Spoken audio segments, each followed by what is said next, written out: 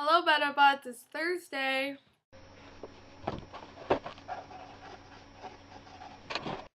It's also St. Patrick's Day, so happy St. Patrick's Day. Go drink for the Irish.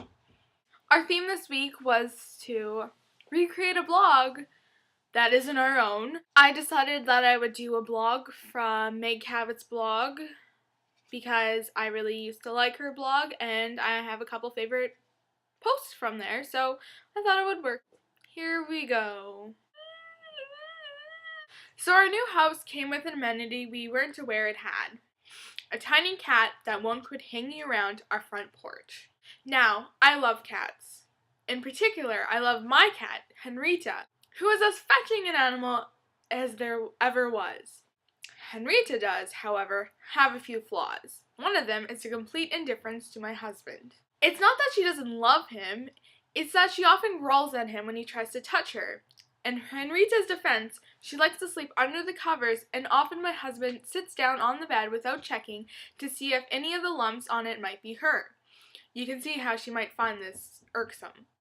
Still, the growling, as you can imagine, hurts his feelings, although apparently when I am away on tour and Henrietta has absolutely no one else to hang out with, she will sleep curled up by and even allow herself to be touched by him. So there has been some discussion within the household about the possible adoption of another pet, one that would actually allow my husband quality pet time.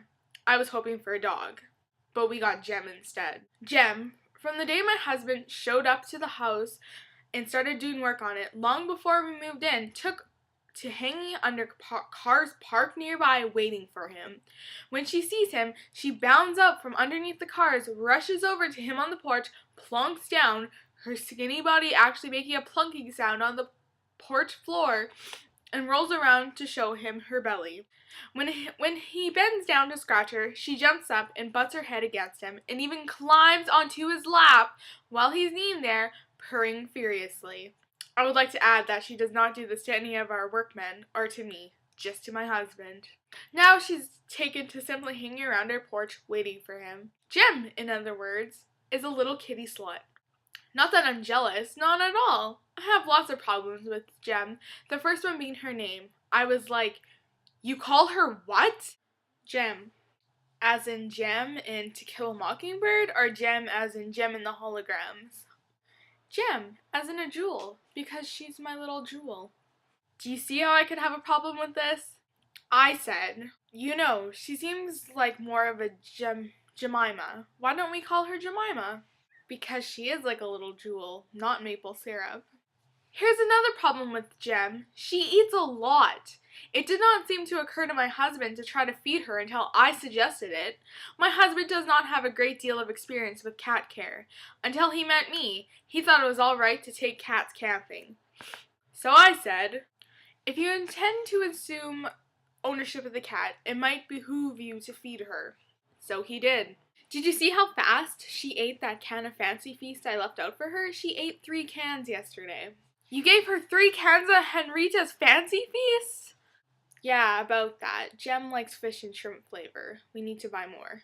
If, for some reason, Jem isn't on the porch, all my husband has to do is walk out onto it and call, Jem! And she comes running right over. She doesn't come at all when I call her.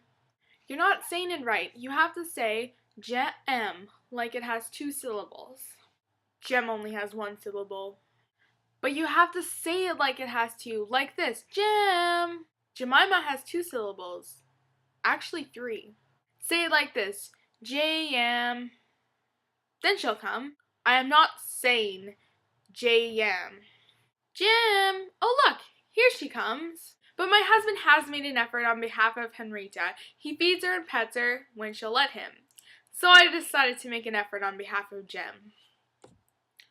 Therefore, yesterday, when I came out of the house and I found the storm approaching, and Jem huddled up on one of our porch chairs, crying piteously for food, I took quick action.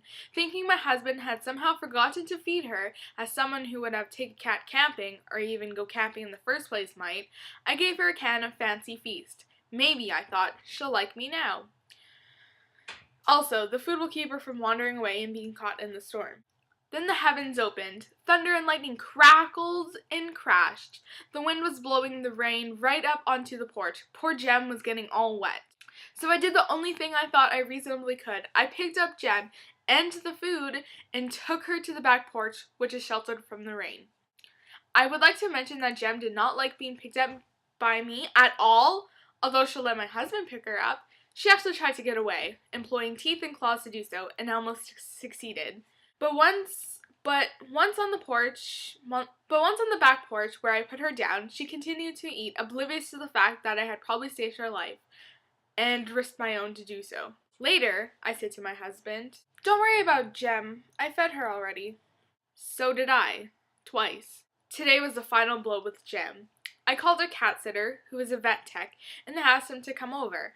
I wanted to talk about getting Jem spayed and vaccinated, because if you're going to feed a stray, you have to make sure she isn't having unwanted kittens and are spreading diseases to other cats around the neighborhood.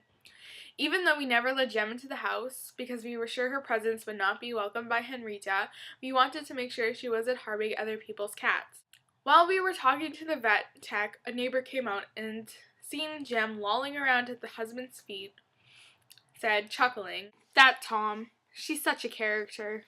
We stared at the neighbor. "Tom?" "Oh yeah, that's Tom, the girl cat. She belongs to the guy on the corner. She is so funny, hanging out on someone else's porch." "Jem is not a stray. She has owners who have been feeding her along." I was so disgusted, I turned to stomp back into the house and stepped into a big pile of steaming, you-know-what, someone's pet had left in the driveway. My husband denies it strongly, but I swear it was a gift to me from Jem. More later.